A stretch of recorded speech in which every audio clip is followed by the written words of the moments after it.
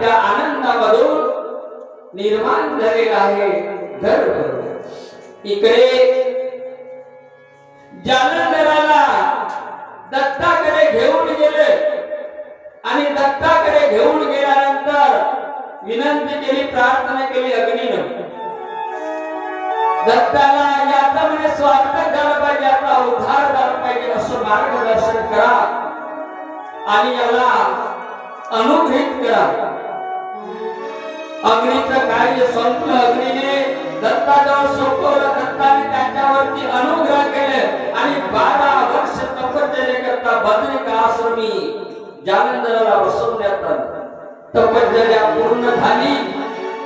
सगळ्या देवगणांना बोलावलं आणि देवगणांना बोलावून सगळ्या देवांनी आशीर्वाद दिला त्याला. सगळ्यांनी तिथून नागस्पर्श या वृक्षाकडे जाऊन तिथून त्याला प्रसन्न करून घेतलं आणि त्याला घेऊन जात असताना वाटेमध्ये स्मरण करायचं, चिंतन करायचं. अलाख निरंजन,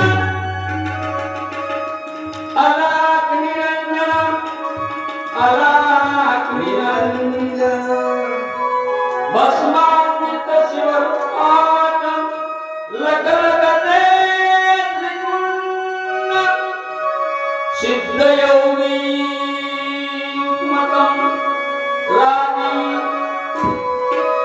धगधगते तेजकुंड. चालत असताना आदेश केलं आणि ते आदेश बोलल्याबरोबर बघा एक हत्ती अरण्यामध्ये निघले.